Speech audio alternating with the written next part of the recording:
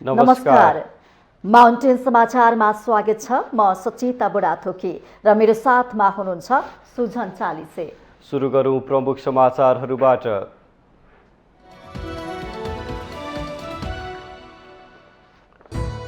संस्थापनले आगामी निर्वाचनको समानुपातिक उम्मेद्वार चयनमा एकलौटी गरेको कांग्रेसको शेखर कोइराला पक्षको आरोप, नसच्याए पार्टीभित्र विद्रोह हुने चेतावनी।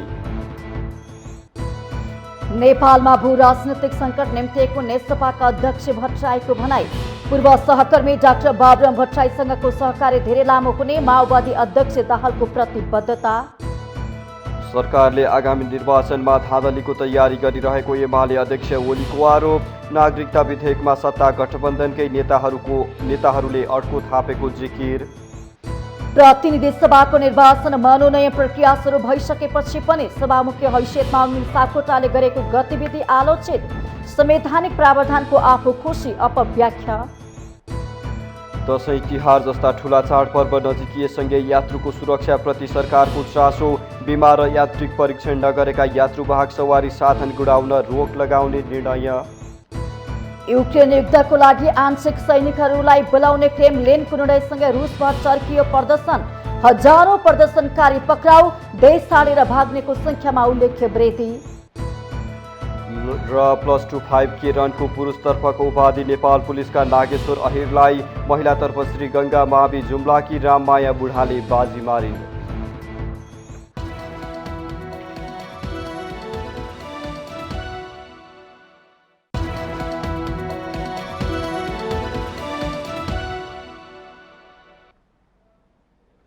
अब समाचार विस्तारमा। संस्थापन पक्षले प्रदेश सभा र प्रतिनिधि सभा निर्वाचनको समानुपातिक तर्फको उम्मेदवारी चयनमा एकलौटी गरेको भन्दै नेपाली कांग्रेसको शेखर कोइराला पक्षले आपत्ति जनाएको छ। शनिबार काठमाडौँमा खबरदारी सभा आयोजना गरी कोइराला पक्षका नेताहरूले सो निर्णय नसच्याए पार्टीमा विद्रोह गर्न बाध्य हुने चेतावनी समेत दिएका छन्। सभामा बोल्दै नेता गुरु घिमिरेले पार्टीमा सबैलाई न्याय हुने गरी आगामी निर्वाचनको टिकट वितरण नभए आफूहरू विद्रोह गर्न बाध्य हुने चेतावनी दिनुभएको हो। उहाँले समानुपातिक तर्फको टिकट वितरणको सूची तत्काल नसच्याउन पनि पार्टीका सभापति शेरबहादुर देउवालाई दबाब दिनुभयो। हाम्रो राजनीतिलाई जोखिममा राखेर मिलाउने बाटो थियो। अघि भूपेनजीले भन्नुभयो, अघि साथीहरूले भन्नुभयो, धेरै मानिसहरूले खबर पनि पठाएका थिए, यसरी जाँदा राम्रो, यसरी जाँदा राम्रो, यो गरे राम्रो, यो पद पाइन्छ, त्यो पद पाइन्छ। पदलाई केन्द्रमा राखेको होइन, हामीले भनेअनुसार अलिकति गर्न थाल्नुहोस्, परिणाम राम्रो आउँछ। मलाई माग गरेको होइन, हामी मञ्चमा बस्नेहरूले माग गरेको होइन, आम साथीहरूको हित हुने, आम साथीहरूलाई न्याय हुने काम गर्नुहोस् भनेर हाम्रो परम आदरणीय सभापतिलाई बडा श्रद्धापूर्वक, आदरपूर्वक, विनम्रतापूर्वक मैले आग्रह गर्न खोजेको हुँ। अर्का नेता भूपेन्द्र जङशाहीले आगामी निर्वाचनको टिकट वितरणमा पार्टीभित्र न्याय नभए विद्रोह गरेर अघि बढ्ने चेतावनी दिँदै पार्टीले टिकट नदिए पनि आफू कालीकोटमा प्रतिनिधि सभा निर्वाचन लड्ने घोषणा गर्नुभयो। होइन, पार्टीमा न्याय हुन्छ, पार्टीमा मूल्याङ्कन हुन्छ, पार्टीमा मापदण्डको आधारमा टिकट दिन्छ भने हामीलाई भागभण्ड चाहिँदैन। यो पार्टी सबैको हो। यो पार्टीमा सबैलाई बराबर अधिकार छ। त्यसैले हामीले 40% हामीलाई चाहिन्छ हामीले भनेको होइन। यो पार्टी सबैको हो र बराबर हो भने 50% दिए भयो नि त। शेरबहादुर दाइले दिए भएको नि त बराबर हो, किन भाग दिने? अनि देउबा टिमतिरका साथीहरू भन्नुहुन्छ तपाईँहरू जे गर्दा पनि सभापतिको कुरा नमान्ने, सभापतिको पछि नलाग्ने, सभापतिको विचार नसुन्ने भन्नुहुन्छ। अघि मनोजजीले भन्नुभयो 40% सिद्धान्त प्रतिपादन गर्ने व्यक्तित्व आदरणीय शेरबहादुर दाइ हो। यसको श्रेय उहाँलाई जान्छ। अर्का नेता बद्रीनन्द सिंह केसीले समानुपातिक तर्फको निर्वाचनको सूची पार्टी सभापति देउवाले आगामी असोज 16 गतेसम्म नसच्याई आफूहरू विद्रोह गरेर अघि बढ्न बाध्य हुने बताउनु भएको छ। सभापति देउवाले टिकट वितरणमा एकलौटी निर्णय लिने कामलाई अघि बढाएको भन्दै उहाँले आपत्ति जनाउनु भएको हो। पार्टीभित्र अन्याय हुनु भएन। न्यायका लागि, पारदर्शिताका लागि पार्टीभित्रका हरेक निर्णय पारदर्शी हुनु पर्यो। पार्टीभित्रका निर्णयलाई एकतर्फी हुनु हुँदैन। मैले पहिलोचोटि दोस्रोचोटिको पार्टी सभापति मेरो आदरणीय सभापतिले भन्नुभएको थियो, अघिल्लो पटक जसरी बित्यो अब मैले एउटा गुटको होइन सामूहिक नेपाली कांग्रेसको सभापति भएर अघि बढ्छु भनेर आदरणीय शेरबहादुर देउवाले भन्नुभयो। आशाको त्यानो पलाएको थियो, अब उहाँ एउटा गुटको नभइकन सिंहै कांग्रेसको सभापति हुनुहुनेछ। जगदीश्वर नरसिंह केसीले देउवा पार्टीको सभापति भए पनि भित्र एकपक्षीय ढङ्गले अघि बढेकाले त्यसको विरोध गर्नु परेको पटक पटक दोहोर्याउनु भएको थियो।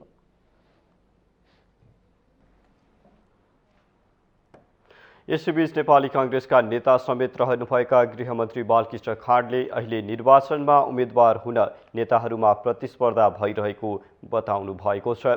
भैरहमामा रहेको शान्ति बुद्ध गुम्बा छात्रावास भवनको शनिबार उद्घाटन गर्दै उहाँले सबैलाई टिकट दिन नसकिने हुँदा बुद्धले झैं त्याग गर्नुपर्ने धारणा समेत राख्नुभयो। यो संवेदनशील बेलामा शान्तिपूर्ण निर्वाचन सम्पन्न गर्नुपर्ने नयाँ जनादेशले नयाँ राजनैतिक उचाइ छुनुपर्ने संकल्पमा आफ्नो भूमिकाको खोजी गर्नु स्वाभाविक भन्दै गृहमन्त्री खाँडले कहिलेकाहीँ मुलुकका लागि विचारका लागि एक कदम पछाडि पनि हट्नुपर्ने अवस्था आउने पनि नेता कार्यकर्ताहरूलाई सचेत गराउनुभयो। सिद्धार्थ गौतमले पनि त्याग नगरेको भए बुद्ध बन्न नसक्ने जिकिर गर्दै अहिलेको त्यागले भविष्यमा अझै राम्रो स्थान दिलाउन सहयोग गर्ने जिकिर पनि उहाँले गर्नुभयो। नेपाली कांग्रेसमा पछिल्लो समय टिकट वितरणमा न्याय गर्न माग गर्दै संस्थापन इतर पक्षले निरन्तर नेतृत्वलाई दबाब दिँदै आएको छ।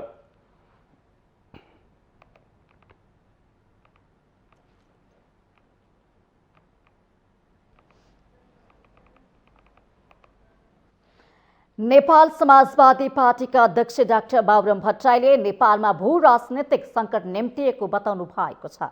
नेपाल समाजवादी पार्टीले चाडबाडको अवसर पारेर शनिबार काठमाडौँमा आयोजना गरेको कार्यक्रमलाई सम्बोधन गर्दै उहाँले यस्तो बताउनु भएको हो।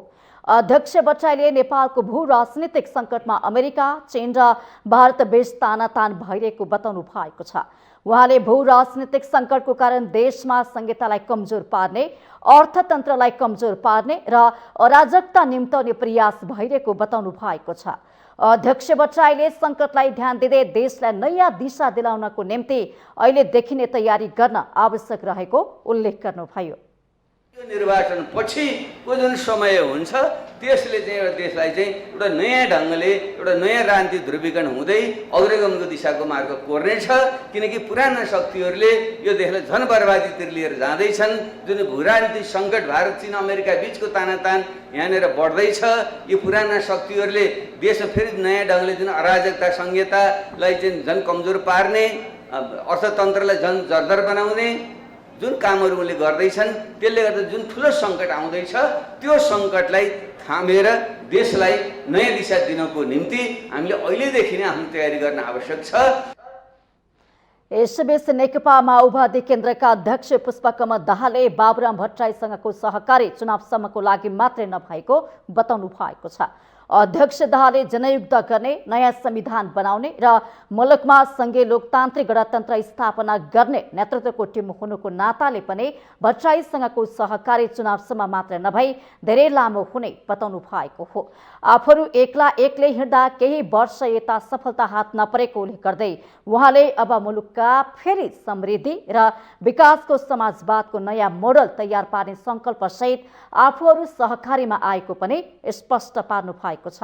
अध्यक्ष दाहालले मुलुकको समृद्धिको नयाँ समाजवादी मोडल बनाएर मात्रै आफूहरू मर्न चाहेको उल्लेख गर्दै त्यो सङ्कल्प पूरा गर्ने काममा साथ दिन पनि आह्वान गर्नुभयो।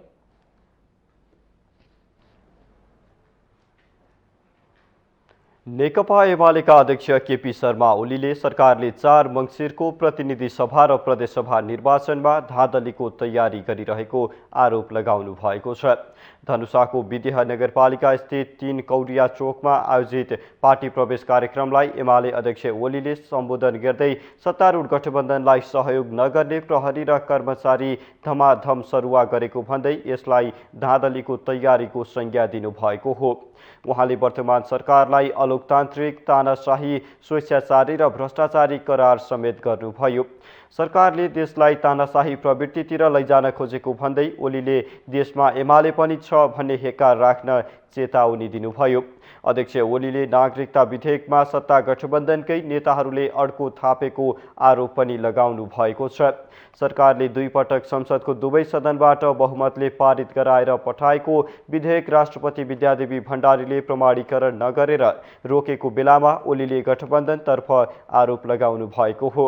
आफू प्रधानमन्त्री भएका बेला अध्यादेश ल्याएर नागरिकता सम्बन्धी विधेयक जारी गराएको भन्दै उहाँले जन्मसिद्ध नागरिकका छोराछोरीलाई नागरिकता दिने प्रक्रिया सुरु गरेपछि गठबन्धनले मुद्दा हालेर रोकेको आरोप लगाउनुभयो। अध्यक्ष ओलीले आफू प्रधानमन्त्री रहेका बेला ल्याएको अध्यादेशपछि जन्मसिद्धका आधारमा 5-6 हजार भन्दा धेरैले नागरिकता पाएको दावी गर्नुभयो। शनिबार आयोजित कार्यक्रममा निवर्तमान सांसद उमाशंकर अर्गरिया, अमृता अग्रहरी लगायतका नेताहरू एमाले प्रवेश गरेका छन्। त्यसअघि एमाले अध्यक्ष ओलीले जनकपुरमा रेल यात्रा गर्नुभएको थियो। निर्वाचन लक्षित कार्यक्रमका लागि मधेस पुग्नुभएका ओली रेल चढेर महिनापुर पुग्नु भएको हो। उहाँले रेल चढ्ने क्रममा आफूलाई निकै राम्रो लागेको प्रतिक्रिया दिनुभयो। यसैबीच जनकपुरमा एमाले अध्यक्ष ओलीलाई कालो झण्डा देखाउने प्रयास भएको छ।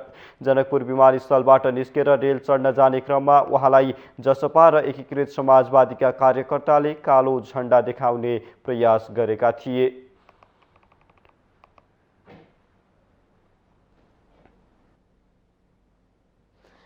प्रतिनिधि सभाको निर्वाचन मनोनयन प्रक्रिया गत आइतबारबाटै सुरु भइसकेको छ। सांसदहरूको कार्यकालबारे कानुन निर्माण नभएको, संसदले कार्यकालबारे कुनै घोषणा नगरेको र सर्वोच्च अदालतले संवैधानिक व्यवस्थाको व्याख्या नगरेको अवस्थामा अभ्यासलाई पछ्याएर पदावधि सकेको मान्नुपर्नेमा प्रतिनिधि सभाका सभामुख भने झण्डावाला सवारी लिएर हिँडिरहेको अवस्था छ। सभामुखको यस कार्यशैलीलाई लिएर अनेक प्रश्न उठे पनि सापकोटाले यसलाई नजरअन्दाज गरेको देखिन्छ। संसदको कार्यकाल सकिएसँगै सभामुख र उपसभामुखको पदावधि पनि स्वतः सकिने संवैधानिक व्यवस्था छ। तर सभामुख अग्निप्रसाद सापकोटा संविधान उल्लङ्घन गर्दै सभामुखकै रूपमा सक्रिय रहेपछि धेरैले आश्चर्य मानेका छन्। निर्वाचन आयोगले संघीय संसदलाई पत्र मार्फत प्रतिनिधि सभाको कार्यकाल बन्द सूची बुझाउने अघिल्लो दिन अर्थात् गत असोज 1 गतेसम्म मात्रै रहने जानकारी गराइसकेको छ। तर सापकोटा भने प्रत्यक्षतर्फको मनोनयन दर्ता हुनु अघिसम्म आफू बहाल रहने भन्दै आउनु भएको छ। संविधानमा सभामुख र उपसभामुख प्रतिनिधि सभाको अर्को निर्वाचनका लागि उम्मेदवारी दाखिला गर्ने अघिल्लो दिनसम्म पदमा बहाल रहने प्रष्ट उल्लेख छ। यसैको आफू खुसी व्याख्या गर्दै सापकोटाले प्रत्यक्षतर्फ उम्मेदवारी दिने अघिल्लो दिनसम्म आफू बहाल रहने भन्दै जिकिर गर्दै आइरहनु भएको छ। सभामुखको त्यस्तो दावी गलत रहेको प्रतिनिधि सभा निर्वाचन ऐन 2074ले प्रष्ट पार्छ। अहिलेको जुन अवस्था छ, अब व्यावहारिक रूपले उहाँ चाहिँ अहिले पनि सभामुख चाहिँ उहाँ नै हो। तर अब हाम्रो प्रतिनिधि सभा रहेको अवस्था छैन, विघटन भएको अवस्था छ। किनभने हामीसँग 2टा सभा छन्, एउटा प्रतिनिधि सभा छ, एउटा हाम्रो के छ भने राष्ट्रिय सभा छ। राष्ट्रिय सभा थायी प्रकृतिको सभा हो, जुन चाहिँ रहि नै रहन्छ, त्यो कहिले पनि टुट्दैन, कहिले पनि त्यो विघटन हुँदैन। तर प्रतिनिधि सभा विघटन हुन्छ, तसर्थ प्रतिनिधि सभाको आयु सक्न साथै सभामुखको पनि आयु सकिन्छ। तर आफ्नो कार्यकाल सम्बन्धी कानुन समयमै ल्याउन सरकारलाई नझकझक्याउने सापकोटा अहिले कार्यकालबारे प्रश्न उठिरहेका बेला भने सभामुखकै हैसियतमा गतिविधि गरिरहनु भएको छ। निर्वाचन आयोगदेखि राजनीतिक दलहरूले उठाइरहेका प्रश्नलाई उहाँले व्यवस्था गर्नुभएको छ। सर्वत्र आलोचित बनेपछि सभामुखको पक्ष भने नमिल्दो कानुनको सहारा लिएर अघि बढेको छ। संसदको कार्यकाल सकिएसँगै सांसदहरू विदा भएर संसद सचिवालयसँगको बक्यौतालाई छिनोफानो गरिरहेका छन्। तर सभामुख सापकोटा भने पदमा बहाल रहेकै जसरी सक्रिय भइरहनुलाई कानुनको बल मिचाइको रूपमा हेरिएको छ। सभामुखकै हैसियतमा सार्वजनिक समारोहका अतिथ्य बैठक र निरीक्षण गर्दै हिँड्ने सापकोटाको कार्यशैलीलाई लिएर अनेकन प्रश्न उठे तापनि संसद सचिवालयले भने सापकोटाको अगाडि निरीह जस्तै बनेको छ। भ्रष्टाचार केन्द्रित राजनीति हो, राजनीतिक दलको मानसिकता नै भ्रष्टाचारमा केन्द्रित भएको हुनाले यो स्वाभाविक कुरो हो, यसमा नौलो कुरो मान्नु परेन। अहिलेको राजनीतिक प्रणाली भनेकै पात्रहरू भनेकै भ्रष्टाचारको लागि आएका हुन् र कसरी सुविधा लिन सकिन्छ, कसरी राजनीति दोहन गर्छ, त्यसमा चाहिँ उहाँहरू सधैँ केन्द्रित हुनुहुन्छ। नौलो कुरो केही पनि भएन। राजनीतिक दलमा चाहिँ इमान्दारिता देशभक्ति हुनु पर्यो, राष्ट्र र जनतालाई केन्द्रबिन्दु राख्नु पर्यो। उहाँले त अहिले व्यापार गरिरहनु भएको छ। राजनीतिक व्यापारमा जहिले नाफा हुन्छ त्यो नाफामा मात्रै उहाँहरू लाग्नु भएको छ। कानुनमा प्रष्ट रहेको व्यवस्थालाई अटेर गरेर पदबाट पछि हट्न नचाहनुले सापकोटामाथि पदको लोभ कतिसम्म रहेछ भन्ने प्रश्न पार्छ।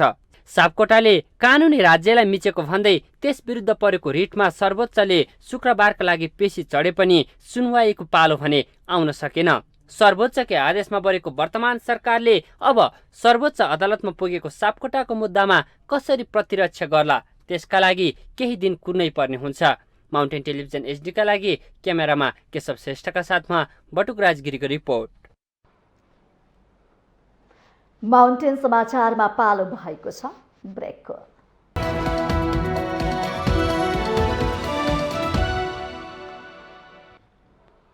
ब्रेकपछि स्वागत छ। अब बाँकी समाचार। सरकारले बिमा र यान्त्रिक परीक्षण नगरेका यात्रुवाहक सवारी साधन गुडाउन रोक लगाउने निर्णय गरेको छ। दशैं तिहार जस्ता ठूला चाडपर्व नजिकिएसँगै सवारी दुर्घटना र जनधनको क्षति हुन थालेको प्रति सतर्क रहँदै गृह मन्त्रालयद्वारा गठित समितिले बिमा नगरेका यात्रुवाहक सवारी साधन गुडाउन र यान्त्रिक परीक्षण नगरी सवारी गुडाउन रोक लगाउने निर्णय गरेको हो। यस्तै दुर्घटना भई बिरामीको हवाई मार्गबाट अस्पतालसम्म लैजानुपर्ने भएमा यातायात व्यवसायी महासङ्घले नै खर्च बेहोर्नु पर्नेछ। सरकारले शुक्रबार सवारी दुर्घटना रोकथाम तथा न्यूनीकरण एवं समाधानका लागि समन्वय गर्न गृह मन्त्रालयका प्रवक्ता फणिन्द्र मणि पोखरेलको संयोजकत्वमा सडक विभागका महानिर्देशक अर्जुनजङ थापा, यातायात व्यवस्था विभागका महानिर्देशक टोकराज पाण्डे, काठमाडौँ उपत्यका ट्राफिक प्रहरी कार्यालयका डीआईजी मीरा चौधरी, नेपाल प्रहरीको कार्य विभागका डीआईजी वसन्त कुँवर, सशस्त्र प्रहरी पशुपतिनाथ बाहिनीका प्रमुख कुमार नेउपाने र गृह मन्त्रालयका उपसचिव वसन्त भट्टराई सम्मिलित 7 सदस्यीय समिति गठन गरेको हो। समितिको शनिबार बसेको बैठकले सार्वजनिक यातायातबाट हुने यात्रा सुरक्षित र व्यवस्थित गर्न 14 बुँदे निर्णय गर्दै बिमा र सवारी यान्त्रिक जाँचलाई कडाइका साथ लागू गर्ने उल्लेख गरेको छ। लामो दूरीका हरेक सार्वजनिक सवारी साधनमा प्राथमिक उपचार किट, प्रहरी हटलाइन नम्बर लगायत व्यवस्था मिलाउनु पर्ने समितिको निर्णय छ। आइतबारबाटै यातायात व्यवस्था विभागले मध्यम तथा लामो दूरीमा चल्ने सवारी साधनको आधिकारिक विक्रेता, ट्राफिक प्रहरी र यातायात व्यवसायीहरूको समन्वयमा उपत्यकाका मुख्य स्थानहरूमा यान्त्रिक परीक्षणको व्यवस्था मिलाउने जनाइएको छ।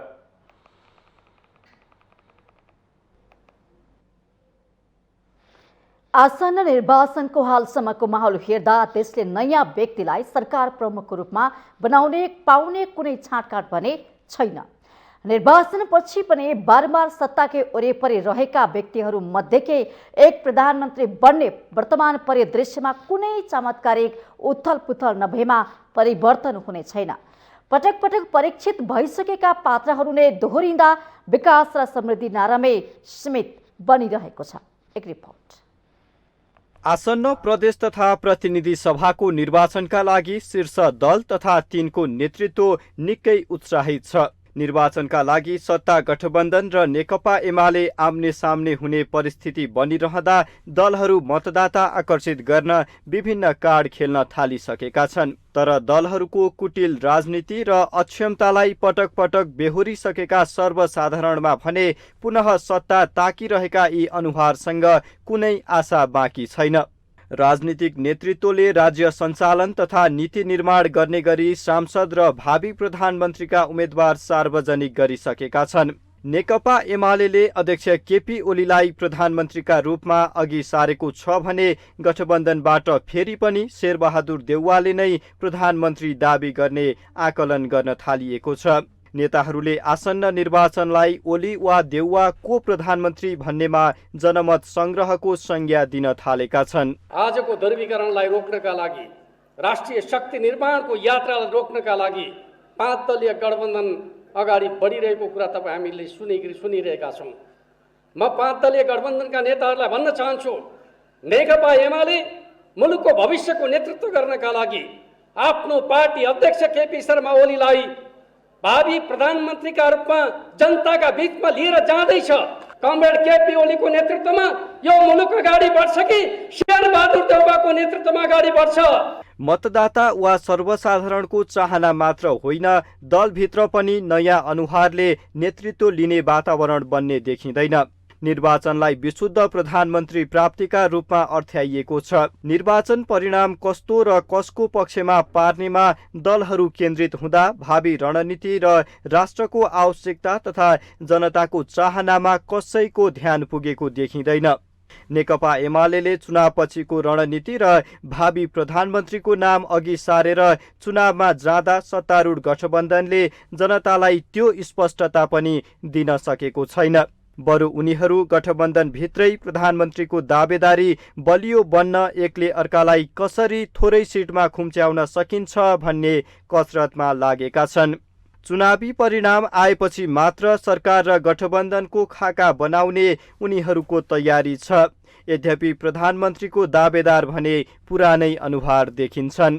यथार्थ धरातलमा टिक्दाखेरि सबभन्दा पहिलो कुरा त निर्वाचन सम्पन्न गर्नु पर्यो। दोस्रो कुरा निष्पक्ष र स्वतन्त्र ढङ्गले हुनु पर्यो। तेस्रो कुरा त्यसको परिणाम हेर्नु पर्यो चाहिँ। परिणाममा आकार प्रकारमा कुन प्रकारको आकार प्रकार आउँछ हेर्नु पर्यो चाहिँ। पोलिसनमा जानुपर्ने परिस्थिति पैदा हुन्छ कि हुँदैन त्यो हेर्नु पर्यो चाहिँ, हैन। त्यसकारणले यो सबै पक्षको आधारमा निर्वाचनपछि टुङ्गिने विषयको बारेमा अहिले नै यो बात त्यो भनेर ग्यारेन्टी गर्न त कसरी पनि मिल्दैन त। प्रजातन्त्र पुनर्स्थापनापछि पटक पटक जनादेश पाएका अनुहारले नेतृत्व गर्दा देश र जनताको अवस्था सुधार हुन सकेको छैन। वर्तमान प्रधानमन्त्री शेरबहादुर देउवाको यो 5औं कार्यकाल हो। एमाले अध्यक्ष केपी ओली र माओवादी अध्यक्ष पुष्पकमल दाहाल पनि दुई पटक प्रधानमन्त्री बनिसकेका छन्। तर अझै एकपटक नेतृत्व गर्ने चाहना उनीहरूमा छ। जनताले नचाहेरै पनि देशको निर्वाचन प्रणालीका आधारमा फेरि तिनै पात्रहरू दोहोरिनु आजको यथार्थ हो। जनभावना बुझेर अब भने दलहरूले नै यसको विकल्प दिने बारे गम्भीर भएर सोच्नु जरुरी देखिन्छ। माउन्टेन टेलिभिजन एसडीका लागि सुजन चालिसेको रिपोर्ट। नेकपा एमालेका सचिव टोप बहादुर रायमाझीले सत्तारूढ दलहरूसँग प्रदेश र प्रतिनिधि सभाको आगामी निर्वाचनमा आफ्नो पार्टीसँग एक्लै भिड्ने हैसियत नै नभएको दावी गर्नुभएको छ। सचिव रायमाझीले एमालेसँग एक्लै चुनाव लड्ने हैसियत नभएकाहरूले काङ्ग्रेससँग गठबन्धन गरेर आफ्नो अस्तित्व रक्षा गर्न खोजेको आरोप पनि लगाउनुभयो। नेकपा एमाले अर्घखाँची काठमाडौँ सम्पर्क मञ्चले शनिबार काठमाडौँमा आयोजना गरेको कार्यक्रममा उहाँले एमालेसँग प्रतिस्पर्धा गर्न नसकिने निष्कर्षमा पुगेपछि सत्तारूढ दलहरू गठबन्धन गरेरै निर्वाचनमा जान बाध्य भएको दोहोर्याउनुभयो। भिड्ने कसैको हैसियत छैन भन्ने कुराको यो पुष्टि हो। यो तथ्यले बताउँछ उनीहरू एक्लै आयो भने अहिले नै सडकमा जान्छन् तिनीहरू। त्यसकारणले अलिकता अस्तित्व बचाउन सकिन्छ कि भनेर त्यो उनीहरू मेहनत गरिरहेका छन्। तर तिनीहरूलाई सजिलो छैन। किन सजिलो छैन? यो प्रष्टै छ। सचिव रायमाझीले केपी ओली नेतृत्वको सरकारले मुलुकको विकास र समृद्धिका लागि गरेको कामलाई नेपाली जनताले कहिल्यै नभुल्ने समेत दावी गर्नुभयो। उहाँले सत्तारूढ गठबन्धनले चुनाव जिते मुलुक 20 वर्षपछि पर्ने भन्दै एमालेको पक्षमा मतदान गर्न आह्वान पनि गर्नुभयो।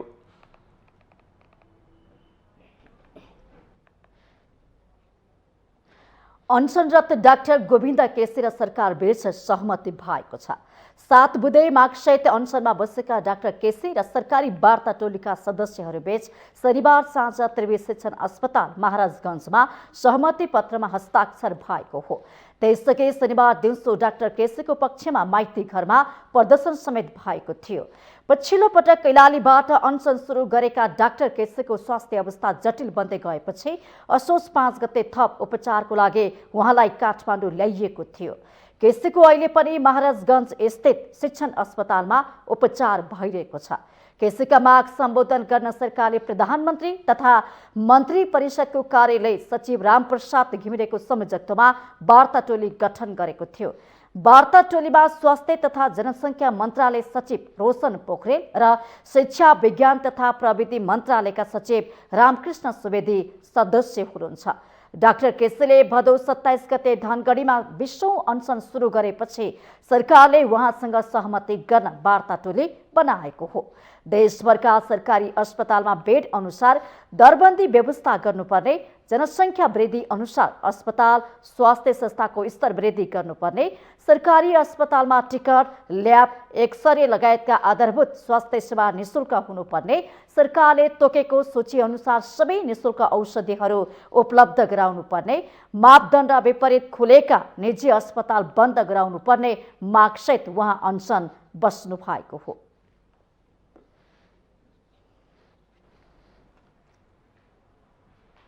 देशभर फैलिएको डेङ्गुका कारण मृत्यु हुनेको संख्या 29 पुगेको छ। स्वास्थ्य तथा जनसङ्ख्या मन्त्रालयले डेङ्गुको कारण मृत्यु हुनेको संख्या 29 पुगेको जनाएको हो। मन्त्रालयका अनुसार 76 जिल्लामा डेङ्गु फैलिएको र हालसम्म 22,988 जनालाई डेङ्गु भएको छ। मन्त्रालयका अनुसार सबैभन्दा धेरै बागमती प्रदेशमा 17,731 जनालाई डेङ्गु भएको छ। लुम्बिनी प्रदेशका 2,821 जना, प्रदेश 1 का 591, गण्डकीका 515, मध्य प्रदेशका 323, सुदूरपश्चिम प्रदेशका 777 र कर्णाली प्रदेशका 230 जनालाई डेङ्गु भएको छ। भक्तपुर, ललितपुर लगायतका संक्रमण फैलिएको जिल्लामा खोज र नष्ट गर अभियान चलाइएको मन्त्रालयले जनाएको छ। नेपालमा पहिलो पटक 2061 मा डेङ्गुका बिरामी भेटिएका थिए। त्यस यता हरेक वर्ष बढ्दो क्रममा रहेको डेङ्गुले यो वर्ष महामारीकै रूप लिएको छ।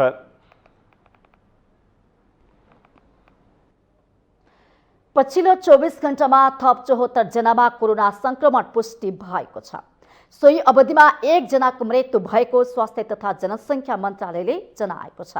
गत 24 घण्टामा 4126 जनामा कोरोना परीक्षण गर्दा 74 जनामा कोरोना संक्रमण पुष्टि भएको मन्त्रालयले जनाएको हो।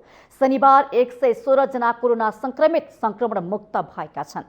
देशभर हाल 1283 जना कोरोनाका सक्रिय संक्रमित रहेको मन्त्रालयले जनाएको छ।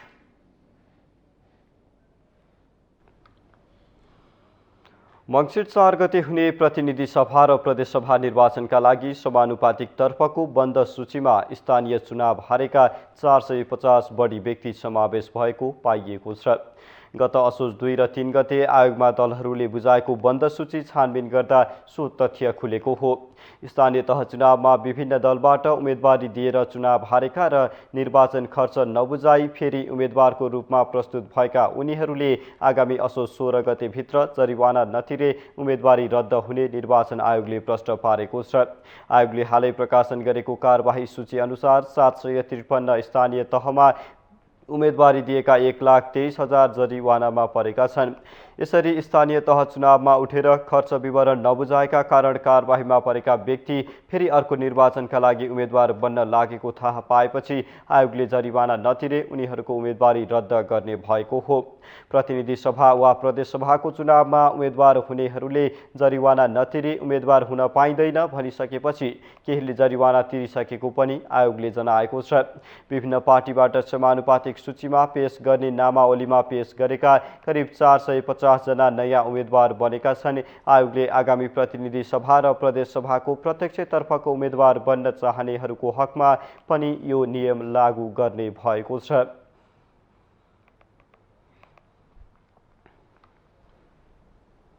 माउन्टेन समाचारमा पालो भएको छ ब्रेकको।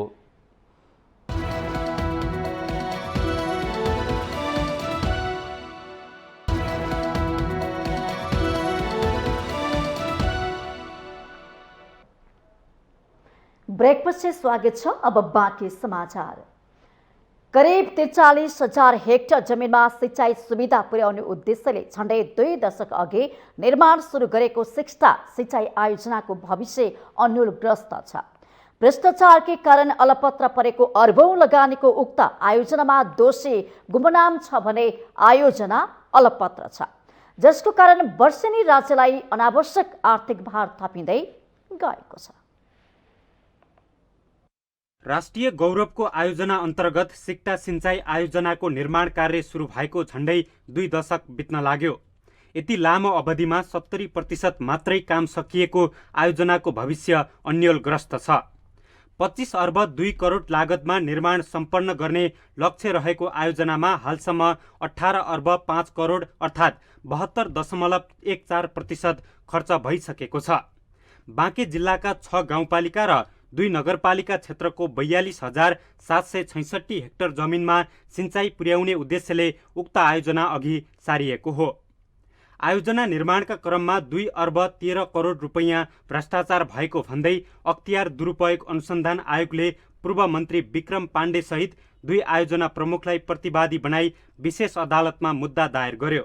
तर 5 असार 2079 देवानी दायित्वको विषयमा भ्रष्टाचार आरोप स्थापित हुन नसक्ने भन्दै अदालतले आरोपितलाई सफाई दियो। आयोजना प्रमुखका अनुसार पूर्वी नहरको काम माघसम्म सक्ने गरी काम अघि बढेको र मुद्दाको फैसला पूर्णपाठ सार्वजनिक भएसँगै पश्चिम नहरको काम पनि अघि बढ्नेछ। पश्चिम नहरमा चाहिँ साधारणतः जे अलिअलि त्यस्तो मर्मत गर्नुपर्ने इमर्जेन्सी लेभलको मर्मत अहिले पनि जारी छ। पूर्वी नहरको कुरा गर्दा पूर्वी नहरको चाहिँ हाम्रो माघसम्म म्याद छ। अब त्यो हिसाबले झन्डै अहिले 87-88% जति प्रोग्रेस हासिल गरिसकेका छ र हामी माघमा त्यसको पूर्वी नहरको सम्पूर्ण काम चाहिँ जुन छ ठेक्का हाम्रो एउटा आइसिबी अब त्यसको चाहिँ काम सकाउँछ। ठेक्का सम्झौता अनुसार कार्य सम्पादन गर्न भनी विभिन्न 4 स्थानबाट छुट्टा छुट्टै कार्य सञ्चालन गरे पनि प्रत्येक खण्डमा काम अपुरो छाडी अघि बढेको महालेखाको प्रतिवेदनमा उल्लेख छ। अख्तियारको प्राविधिक प्रतिवेदनले त झन् सिक्टा निर्माणका क्रममा भ्रष्टाचार बाहेक केही पनि देख्दैन। प्रतिवेदनले माटोको गुणस्तर परीक्षण नै नगरी नहर निर्माण थालेको, नहर निर्माणका क्रममा गुणस्तरहीन घुलनशील माटो प्रयोग भएको औल्याएको छ। अख्तियारले वर्षौं लगाएर छानबिन गरी अदालतसम्म पुर्याएको सिक्टा घोटालाको मुद्दामा प्रतिवादीले सफाई पाउँदा त्यसको मुख्य दोषी को भन्ने छुट्टिएको छैन। महालेखा परीक्षकको कार्यालयले पनि आयोजना निर्माणका क्रममा अनियमितता भएको भन्दै बारम्बार प्रश्न उठाएको थियो। ठेक्का लगाउँदा विभिन्न प्याकेजहरूमा लगाइएको थियो। अब कुनै ठेक्काको प्याकेजको काम कुनै निर्माण व्यवसायीलाई पर्यो, कुनै प्याकेजको कुनै निर्माण व्यवसायीलाई पर्यो। त्यसमध्ये कुनै निर्माण व्यवसायीले कामै थालेनन् र त्यो स्थिति पनि देखिएको छ। कुनैमा चाहिँ काम भएको पछि चाहिँ त्यहाँ चाहिँ अलिकति अनियमितता भयो भन्ने कुरो पनि उठ्यो। महालेखा परीक्षकको कार्यालयले लेखा परीक्षण गर्दा पनि हामीले हेरेका छौँ। त्यहाँ जुन गुणस्तरमा जुन हुनुपर्ने काम भएको थियो भएन। त्यो पानी छोडेपछि पानी चाहिँ त्यहाँबाट चुहावट भयो, त्यो पानी ठाउँमा पुगेन, बनाएको संरचना भत्कियो भन्ने क्वेसन उठेको थियो। हाल नेपालमा राष्ट्रिय गौरवका 24वटा आयोजना छन्, जसमध्ये माथिल्लो तामाकोसीको मात्रै 100% काम सकिएको छ। कतिपय आयोजनाको त डिपिआर समेत तयार भएको छैन। राज्यले अरबौं लगानी गरेर निर्माण गरिरहेका आयोजनाको काम समयमै नसकिँदा अनावश्यक आर्थिक भार थपिएको छ, जसले राज्यलाई आर्थिक सङ्कटको बाटोमा अगाडि बढाउँदै लगेको छ। त्यसैले यस विषयमा सरकार र सम्बन्धित निकाय समयमै सच्चिन जरुरी छ। माउन्टेन टेलिभिजन एचडीका लागि बाँकी सहकर्मी कुशल दर्लामीको सहयोगमा शीतल रिजाल, काठमाडौँ। काठमाडौँको सिको गरेर सप्तरीका विभिन्न पालिकाहरूले पनि अनाधिकृत संरचना हटाउने अभियान थालेका छन्। तर प्राथमिकताका विषय ओझेलमा राखेर चुनावी लोकप्रियताका लागि लागेको भन्दै स्थानीयले चर्को विरोध गरेका छन्। एक रिपोर्ट। सप्तरीको सप्तकोशी र कञ्चनरूप नगरपालिकाले सूचना प्रकाशित गरेर काठमाडौँ महानगरकै शैलीमा अवैध संरचनाहरू हटाउने अभियान थालेका छन्।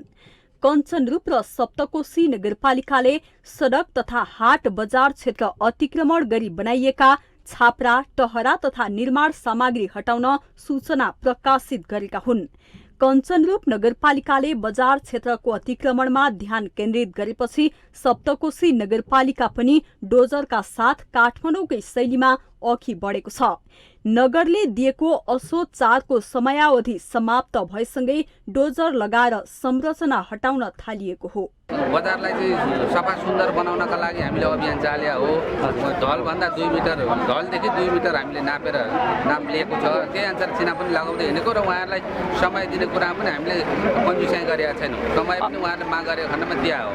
मापदण्ड विपरीत निर्माण भएका सार्वजनिक जग्गा, सडक, फुटपाथ, चोक, पेटी अतिक्रमण गरी बनाइएका स्लोप, टप लगायत संरचना हटाउन आग्रह गरे पनि नहटाएपछि भत्काउन सुरु गरिएको बताइएको छ। देखि म्याद दिएको थियो, 2 हप्ता 3 हप्ताको म्याद दिएको थियो गर्ने भनेको थियो। यो सामान्य अलिकति बाङ्गो पारेपछि चाहिँ अब तयारी पार्ने सबैले भन्नुभएको छ। सबैलाई अनुरोध गरेर छोडिएको छ। चुन लागेर सबै भत्काउनु पर्छ। मापदण्ड नपरेको सबैलाई सुव्यवस्था राम्रो गरौँ, फराकिलो गरौँ। सार्वजनिक आवागमनमा बाधा पुग्ने गरी निर्माण सामग्री राख्ने, व्यवस्थित सवारी पार्किङ गर्ने र फुटपाथमा व्यापार गरी आवागमन अवरुद्ध बनाउने कार्य निरुत्साहित गर्न यो कदम चालिएको बताइएको छ। अब जहाँसम्म उद्योग वाणिज्य सङ्घ सप्तकोशी नगरपालिकाको जानकारी अनुसार चाहिँ सर्वप्रथम हाम्रो चाहिँ नगरपालिकाले चाहिँ प्रथम पटक, दोस्रो पटक र तेस्रो पटक गरिकन चाहिँ 3 पटक चाहिँ सूचना जारी गरेको र जारी गरे पश्चात पनि कतिपय व्यवसायहरूले चाहिँ बुझ्ने व्यवसायहरूले चाहिँ आफ्नो हिसाब किताबले चाहिँ आफ्नो नियन्त्रणभित्र रहेका पसलहरूलाई चाहिँ उहाँहरूले आफ्नो अन्तर्गत चाहिँ उहाँहरूले टडाहरू हटाउने क्रम जारी र कतिपय व्यवसायहरूले चाहिँ यसलाई अटेल गरेको कारणले गर्दा आज बाध्यता भएको कारणले गर्दा आज सप्तकोशी नगरपालिका, सप्तकोशी उद्योग वाणिज्य सङ्घ, बुद्धिजीवी लगायत सम्पूर्ण व्यवसायहरू चाहिँ यो अभियानमा लागेका छन्। तर व्यापारीहरूले भने नगरले पूर्वाग्रही भएर डोजर चलाएको आरोप लगाएका छन्। प्राथमिकताका विषय ओझेलमा राखेर चुनावी लोकप्रियताका लागि नगर लागेको भन्दै चरको विरोध पनि भइरहेको छ। जब कि माथि मेसिन लिएर राखेको छ, नापिदिनु म यतिको काट्छु भनेर मैले भनेर यहाँ नाप्नु लगाइसकेपछि अनि कसैको नभटाइकन आएर उता दुनियाँको मिटेको नगर त्यहाँनिर ल्याएर काटिदिएर हुन्छ, त्यसरी काटिदिएर हुन्छ जब कि मेसिन ल्याएर राखेको छ। सहकारीले नमान्ने कुरो होइन, नगरपालिकाको आह्वानलाई सहकारीले पनि स्वीकारेको छ। तर यो संरचनाहरू निर्माण गर्दै गर्दाखेरि यो सहकारीको चाहिँ आफ्नो नम्बरीभित्र रहेकोले त्यसलाई चाहिँ सबै क्षेत्रका सेयर सदस्यहरूसँग छलफल र सहकार्य गरेर यसलाई यो अभियानलाई स्वीकार्दै भत्काउँदै अगाडि बढ्ने चाहिँ हाम्रो निर्णय। पहिलो दिनमै डोजर लिएर निस्केको नगरपालिका चरको विरोधपछि हच्किएको छ। लाभ भन्दा हानि हुने देखिएपछि नगरपालिका पछि हटेको स्थानीयको बुझाइ छ। तर पार्टी आबद्ध र अन्य केही अवैध संरचनामा डोजर चलाउन नसकेपछि नगरपालिका यति बेला अन्यलमा देखिन्छ। माउन्टेन टेलिभिजन एचडीका लागि सप्तरी सहकर्मी सुमन रायमाझीको रिपोर्ट। अन्तर्राष्ट्रिय शान्ति दिवसको अवसरमा नेपाली स्काउटले साइकल र्याली गरेको छ। शनिबार अन्तर्राष्ट्रिय शान्ति दिवस 2022 को अवसरमा स्काउटले काठमाडौँ उपत्यकामा विभिन्न जनचेतनामूलक कार्यक्रमसहित साइकल र्याली गरेको हो। र्याली तारकेश्वर नगरपालिकाबाट सुरु भई बसन्तपुरमा गएर सकिएको थियो। नेपाल स्काउटको आयोजनामा भएको साइकल र्यालीमा विभिन्न स्थानबाट गरे 1000 भन्दा बढी सहभागी भएका थिए। साइकल र्यालीपछि बसन्तपुरमा नेपाल स्काउटका राष्ट्रिय संयोजक लोकबहादुर भण्डारीले जातीय भेदभावको अन्त्य गर्दै विश्व शान्तिको अभियानमा स्काउटले काम गरिरहेको बताउनु भएको छ। हामी सम्पूर्ण व्यक्तिहरू हामी जातीयताको हामी जातीय भेदभावको अन्त्य गर्दै विश्व शान्तिको एउटा बेटर वर्ल्ड निर्माण गर्नको लागि हामी लागि परेका छौँ र यसको लागि तपाईँ युवाहरू, तपाईँ बालबालिकाहरू, सम्पूर्ण स्काउटमा आबद्ध सम्पूर्ण सदस्यहरूले आज स्काउटको यो सन्देश प्रमाण गरेर प्रत्येक मान्छेहरूलाई कुनै पनि हिंसाबाट कुनै खालको हिंसा नहोस् भन्ने अभियानको रूपमा यो स्काउटलाई अगाडि बढाउने कुरामा हामी लागिरहेका छौँ। र त्यस्तै नेपाल स्काउट तारकेश्वर नगरपालिकाका उपसंयोजक पूर्णप्रसाद तिमेसनाले अन्तर्राष्ट्रिय शान्ति दिवस 2022 को अवसरमा शान्तिपूर्ण कार्यक्रम गरेर शान्तित्वको स्थापना गर्नुपर्ने सन्देश दिएको बताउनु भएको छ। गर्दाखेरि स्काउटहरू कतिको चाहिँ अनुशासित हुन्छ हुँदैन सकि छैन, अनि त्यसपछि यो साइक्लिङ चाहिँ गरेर हामीले यो अन्तर्राष्ट्रिय दिवस चाहिँ मनाउनलाई हामीले साइक्लिङ चाहिँ वर्षपछि गर्ने गर्छौँ। साइकल र्यालीमा भक्तपुर, पाटन, तारकेश्वर, टोखा लगायतको काठमाडौँ उपत्यकाका विभिन्न नगरपालिकाहरूबाट शान्तिको सन्देशका लागि आम नागरिकहरू सहभागी भएका थिए।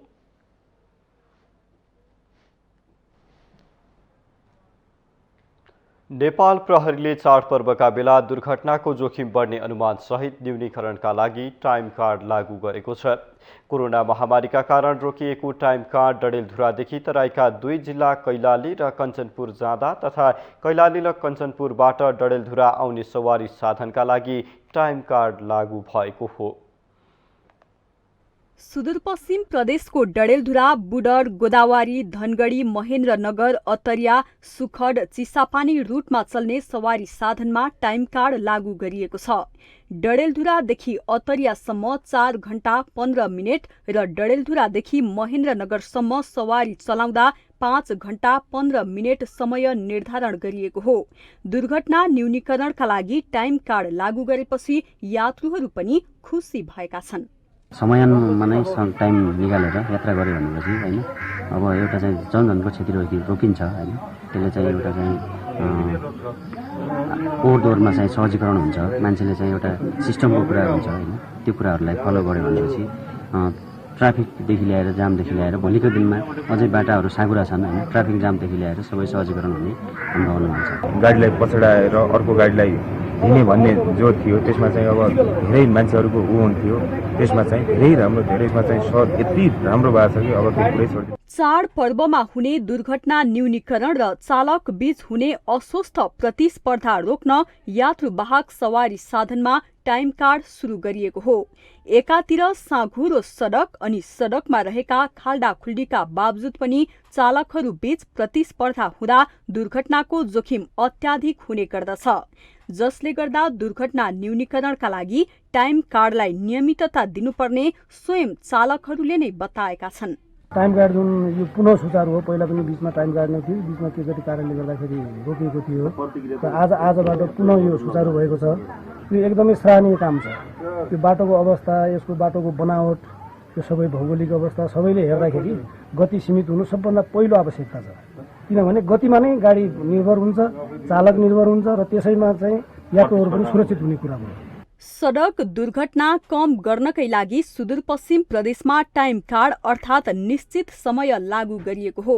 चाडपर्वमा यात्रुको चाप अत्याधिक हुने र सवारी साधनको संख्यासँगै गति पनि अनियन्त्रित हुने भएकाले त्यसको नियन्त्रणका लागि टाइम कार्डको अपरिहार्य रहेको बताइएको छ। जसरी पनि अब हामीले यो चाडबाडदेखि लिएर विभिन्न अहिलेका हाम्रो काजबाडहरू पनि आइरहेछन्, भिडभाड पनि एकदमै देखिने हुनाले यो भिडभाडका साथसाथै ओभर स्पिड कन्ट्रोल गर्नका लागि एकअर्कासँग प्रतिस्पर्धात्मक हिसाबले गाडी चलाउने प्रवृत्ति देखियो हुनाले यो टाइम कार्डको एकदम जरुरत देखियो र यसमा हाम्रो पनि उग्रतारा यातायात प्रणालीको तर्फबाट सबै सहयोग रहनेछ।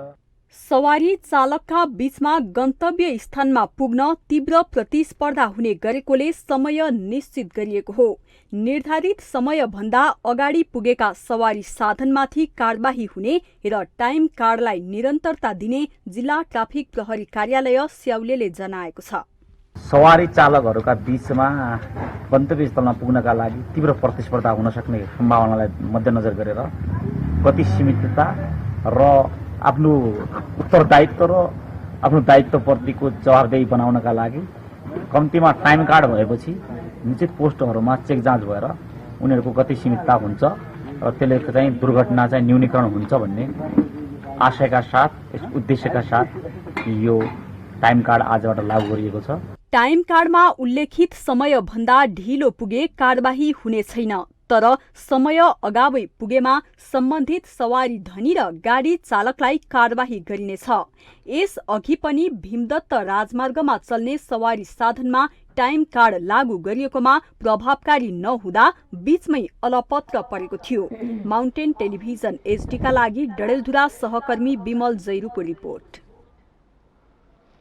हामीसँग आर्थिक, अन्तर्राष्ट्रिय र खेल समाचार बाँकी नै छन्, त्यसअघि छोटो ब्रेक।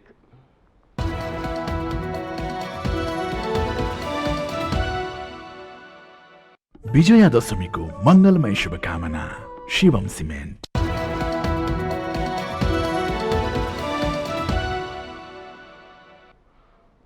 यो छोटो ब्रेकपछि स्वागत छ माउन्टेन समाचारमा। अब पालो भएको छ आर्थिक समाचारको। आर्थिक समाचारको साथमा मेरो देश मेरो जगदम्बा सिमेन्ट, गुणस्तरको नयाँ स्तर Riddhi Siddhi cement. Jagadamba super sign तथा ग्याल्भा प्लस जस्ता पाता जीवनभरको भरोसा। मेगा बैंक नेपाल लिमिटेड, विश्वास जित्दै अघि बढ्दै। सर्वोत्तम सिमेन्ट, सर्वोत्तम मजबुती।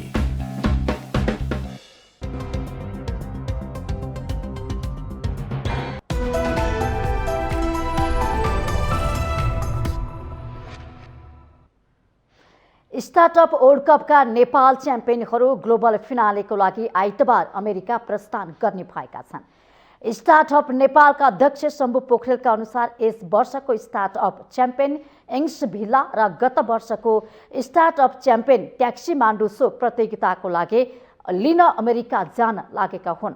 गत वर्ष कोभिडको कारण सो प्रतियोगिता स्थगित भएकाले स्टार्टअप च्याम्पियन ट्याक्सी मान्डु पनि यसै वर्ष प्रतियोगितामा सहभागी हुन लागेको स्टार्टअप नेपालले बताएको छ।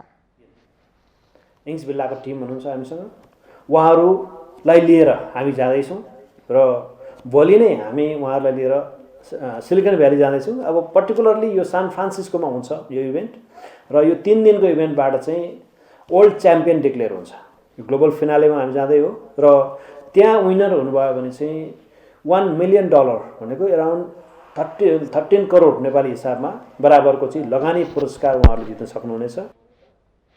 नेपाली च्याम्पियन स्टार्टअपहरू सेप्टेम्बर 28मा हुने सेमी फाइनलमा सहभागी हुनेछन् भने त्यसबाट उत्कृष्ट 10मा छानेकाहरू ओल्ड च्याम्पियनसिपको लागि प्रतिस्पर्धा गर्नेछन्। अमेरिकाको सान फ्रान्सिस्कोमा आयोजना हुने सो कार्यक्रममा विश्वका 70 भन्दा बढी देशहरू सहभागी हुने शनिबार काठमाडौँमा आयोजित पत्रकार सम्मेलनमा जनाइएको छ।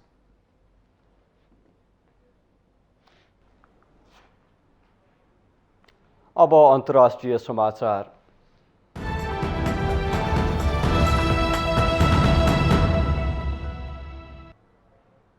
युक्रेन युद्धका लागि आंशिक सैनिकहरूलाई बोलाउने क्रेमलिनको निर्णय विरुद्ध रुसका विभिन्न ठाउँमा प्रदर्शन चर्किएको छ।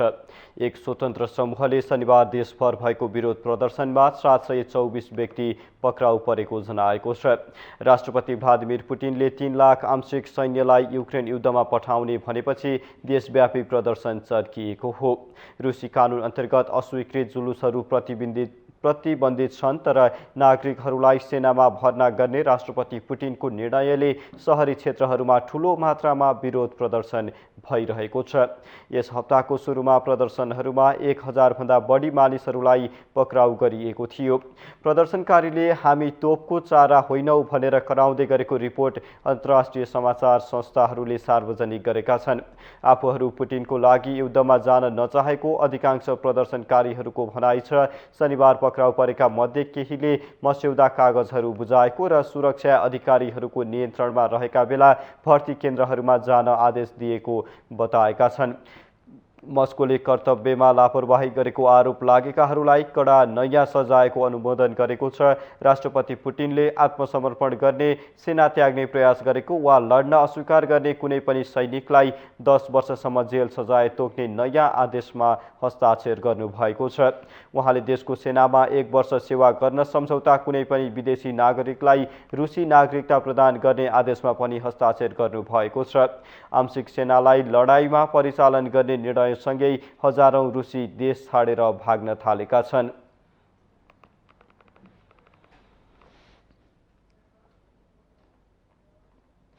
अब पालो खेल समाचारको।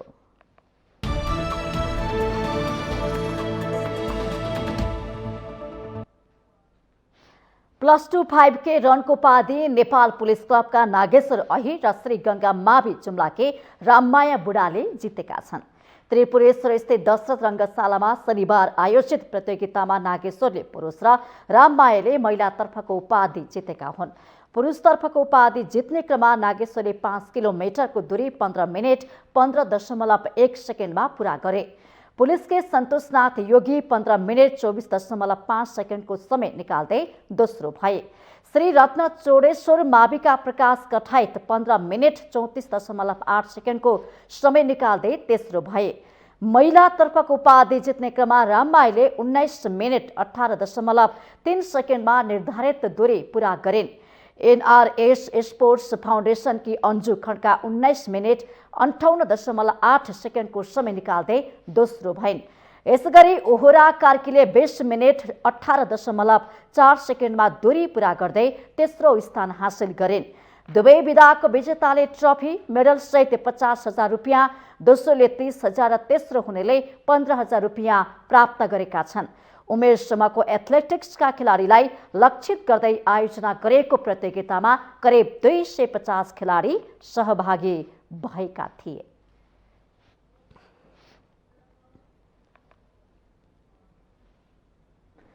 माउन्टेन समाचारमा पालो भएको छ छोटो ब्रेकको।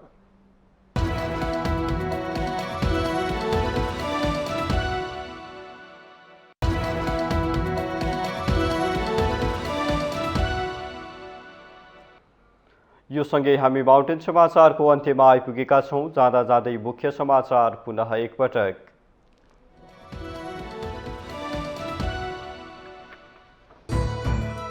संस्थापनले आगामी निर्वाचनको समानुपातिक उम्मेद्वार चयनमा एकलौटी गरेको कांग्रेसको शेखर कोइराला पक्षको आरोप। नसच्याए पार्टीभित्र विद्रोह हुने चेतावनी। नेपालमा भू राजनीतिक संकट निम्तिएको नेसपाका अध्यक्ष भट्टराईको भनाई। पूर्व सहकर्मी डाक्टर बाबुराम भट्टराईसँगको सहकार्य धेरै लामो हुने माओवादी अध्यक्ष दाहालको प्रतिबद्धता। सरकारले आगामी निर्वाचनमा धाँधलीको तयारी गरिरहेको एमाले अध्यक्ष ओलीको आरोप। नागरिकता विधेयकमा सत्ता गठबन्धनकै नेताहरूले अड्को थापेको जिकिर। प्रतिनिधि सभाको निर्वाचन मनोनयन प्रक्रिया सुरु भइसकेपछि पनि सभामुखी हैसियतमा अग्नि सापकोटाले गरेको गतिविधि आलोचित। संवैधानिक प्रावधानको आफू खुसी अपव्याख्या।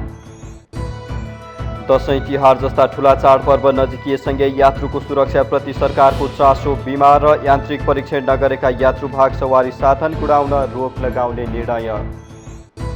युक्रेन युद्धको लागि आंशिक सैनिकहरूलाई बोलाउने क्रेमलिनको निर्णयसँगै रुससँग चर्कियो प्रदर्शन। हजारौं प्रदर्शनकारी पक्राउ। देश छाडेर भाग्नेको संख्यामा उल्लेख्य वृद्धि। र +2 5K रनको पुरुषतर्फको उपाधि नेपाल पुलिसका नागेश्वर अहिरलाई। महिलातर्फ श्री गंगा मावि जुम्लाकी राममाया बुढाले बाजी मारिन्।